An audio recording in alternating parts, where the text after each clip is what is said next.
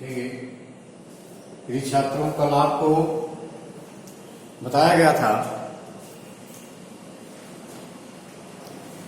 चुंबकीय क्षेत्र की रेखाएं या बल रेखाओं के बारे में, धारावाहिक प्रणालिका के बारे में बताया गया था। आज उसी के क्रम में देखेंगे पृथ्वी का चुंबकीय क्षेत्र। पृथ्वी का चुंबकीय क्षेत्र, जैसा हम जानते हैं कि पृथ्वी हमारी एक बहुत बड़ा शक्तिशाली चुंबक है। ऐसा मालूम पड़ता है जैसे पृथ्वी के गर्भ में एक बहुत शक्तिशाली चुंबक रखा गया। ऐसा मालूम पड़ता है जैसे पृथ्वी के गर्भ में एक शक्तिशाली चुंबक रखा गया और पृथ्वी का उत्तरी ध्रुव, पृथ्वी का दक्षिणी ध्रुव उत्तरी ध्रुव की ओर और उत्तरी ध्रुव दक्षिणी ध्रुव की ओर रखा गया। जैसा बताया जा रहा है कि हमारी पृथ्वी इस प्रकार व्यवहार करती है जैसे पृथ्वी के गर्भ में एक बहुत बड़ा चुंबक रखा गया और वह पृथ्वी हमारी जिसका दक्षिणी ध्रुव पृथ्वी के उत्तरी ध्रुव की ओर, जिसका दक्षिणी ध्रुव पृथ्वी के उत्तरी ध्रुव की ओर और उत्तरी ध्रुव पृथ्वी के दक्षिणी ध्रुव की ओर रखा गया। ऐसा मालूम होता, ऐसा प्रतीत होता। और हम जानते हैं इसका खासियत है, कल बताया गया था कि किसी स्वतंत्रता पूर्वक लटकी हुई चुंबकीय सुई को, किसी स्वतंत्रता पूर्वक लटकी हुई सुई को किसी धागे से बांध कर लटकाया जाता है तो वह सदैव उत्तर और दक्षिण दिशा में तैरती है। उत्तर और दक्षिण दिशा में तैरती है। देख रहे हैं जैसा फिगर दिखाया जा रहा है। ये उत्तरी ध्रुव है इसका, क्या इसका दक्षिणी ध्रुव, उत्तरी ध्रुव और क्या इसका दक्षिणी ध्रुव, इसी तरह से तैरती। और हम जानते हैं दूसरा पॉइंट है कि पृथ्वी के छोटे छोटे टुकड़े को, लोहे के पृथ्वी के अंदर लोहे के छोटे टुकड़े को पृथ्वी के अंदर कुछ समय के लिए गाड़ दिया जाए। लोहे के छोटे टुकड़े को पृथ्वी के अंदर कुछ समय के लिए पृथ्वी की दिशा में यानी उत्तर और दक्षिण दिशा में गाड़ दिया जाए तो वह लोहे का टुकड़ा भी क्या बन जाता है, लोहे की छड़ भी क्या बन जाती है, चुंबक बन जाती है। वह भी क्या बन जाती है, चुंबक बन जाती है। और उसे भी तो वह भी चुंबक बन जाती है और उसे अगर निकाल कर हम किसी स्वतंत्र धागे से बांध कर लटकाएं तो वह सदैव उत्तर और दक्षिण दिशा में तैरने का प्रयास करती तैरती। पृथ्वी का उदासीन बिंदु भी होता, पृथ्वी का उदासीन बिंदु भी होते हैं।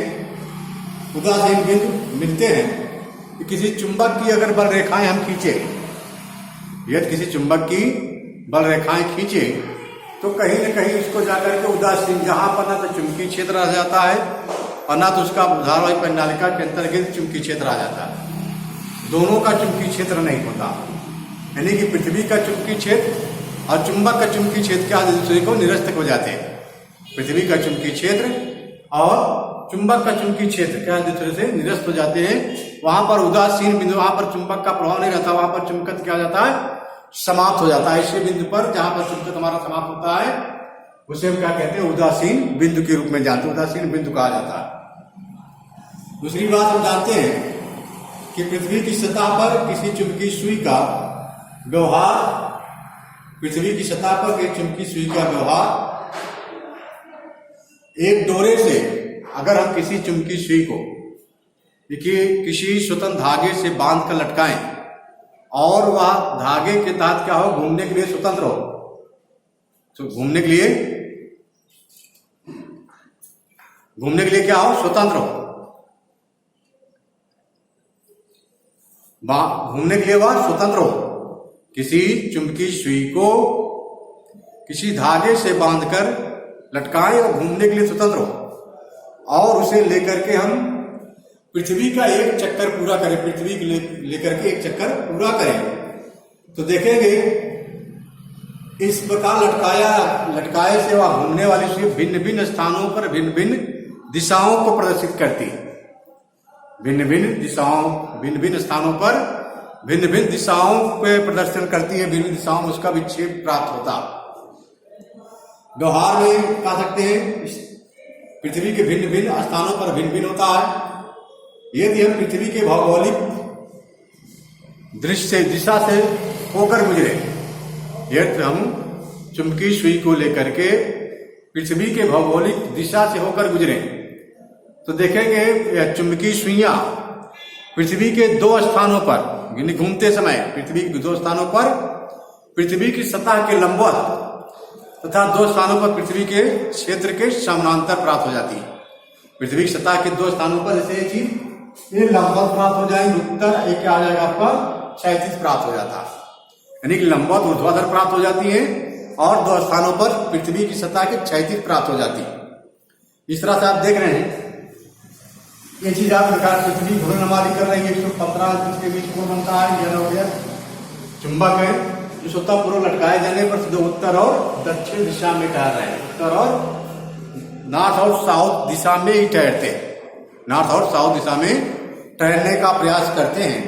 इस तरह से अगर हम किसी चुंबकीय सुई को लेकर पृथ्वी का एक राउंड मारे, एक चक्कर पूरा करें तो पृथ्वी चुंबकीय सुई पृथ्वी के दो स्थानों पर घूमते समय पृथ्वी की सतह के लंबवत ऊर्ध्वाधर हो जाती है तथा दो स्थानों पर पृथ्वी की सतह के समानांतर हो जाती है।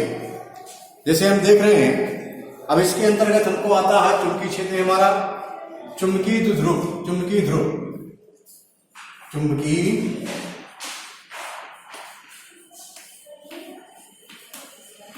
ध्रुव ये देखेंगे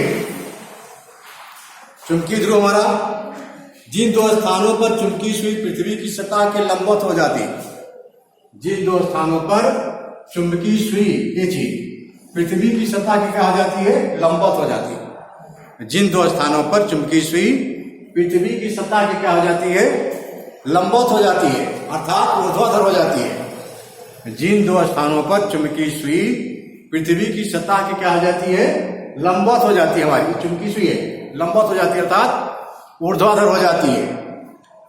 उन स्थानों को क्या कहते हैं पृथ्वी का चुंबकीय ध्रुव कहते हैं, उन स्थानों को क्या कहेंगे पृथ्वी का चुंबकीय ध्रुव कहा जाता है। कहा जा रहा है जिन दो स्थानों पर पृथ्वी चुंबकीय सुई पृथ्वी की सतह के लंबवत हो जाती है अर्थात ऊर्ध्वाधर हो जाती है, उन स्थानों को क्या कहते हैं पृथ्वी का चुंबकीय ध्रुव कहते हैं, चुंबकीय ध्रुव कहते हैं। क्या कहते हैं उसको हम चुंबकीय ध्रुव कहते हैं।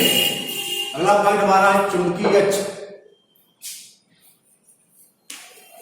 चुंबकीय अक्ष देखेंगे हम ये भी देखेंगे पृथ्वी की चुंबकीय उत्तरी ध्रुव देख रहे हैं, पृथ्वी के चुंबकीय उत्तरी ध्रुव तथा चुंबकीय दक्षिणी ध्रुव को मिलाने वाली रेखा देखिए ध्यान देंगे पृथ्वी के चुंबकीय उत्तरी ध्रुव, चुंबकीय उत्तरी ध्रुव हमारा कौन सा इसका है ये, और पृथ्वी के चुंबकीय दक्षिण ध्रुव को मिलाने वाली रेखा का कहते हैं चुंबकीय अक्ष कहा जाता है। चुंबकीय अक्ष कहा है पृथ्वी के चुंबकीय उत्तरी ध्रुव तथा दक्षिण ध्रुव को मिलाने वाली रेखा को देख रहे ना, ये रेखा हमारी क्या इसको ये मिला रही है, मिलाने वाली रेखा क्या कहते हैं चुंबकीय अक्ष कहा जाता है। यहाँ पर मिला रही ना क्या कहते हैं चुंबकीय अक्ष कहते हैं।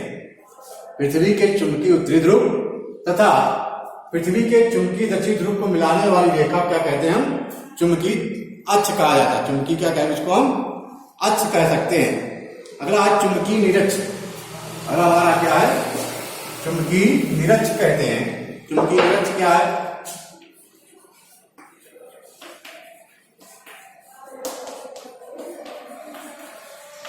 चुंबकीय निरक्ष देखेंगे जिन स्थानों पर चुंबकीय सुई पृथ्वी की सतह के समानांतर, जिन स्थानों पर चुंबकीय सुई पृथ्वी की सतह के समानांतर, पृथ्वी की सतह क्या हो जाए समानांतर हो जाए अर्थात क्षैतिज हो जाए, जिन दो स्थानों पर पृथ्वी पर पृथ्वी की सतह के चुंबकीय सुई क्या हो जाए समानांतर हो जाए या क्षैतिज हो जाए, तो उन स्थानों की सतह के समानांतर तो क्षैतिज हो जाती है तथा उससे गुजरने वाला, उन स्थानों से गुजरने वाला तथा पृथ्वी के ध्रुवों को मिलाने वाली रेखा, उन स्थानों से गुजरने वाला तथा पृथ्वी के ध्रुवों को मिलाने वाली रेखा, पृथ्वी ध्रुवों को मिलाने वाली रेखा पृथ्वी के गोले की सतह को, ये पृथ्वी के गोला है ना, पृथ्वी के गोले की सतह देख रहे ना, यहीं पर क्या है, काट रहा है, ये चीजें काट रहा है ना यहाँ पे। पृथ्वी की गोलीय सतह को किसी वृत्त के बिंदु पर क्या करता है, काटता। किसी वृत्त पर क्या करता है, काटता है। काटता है। इस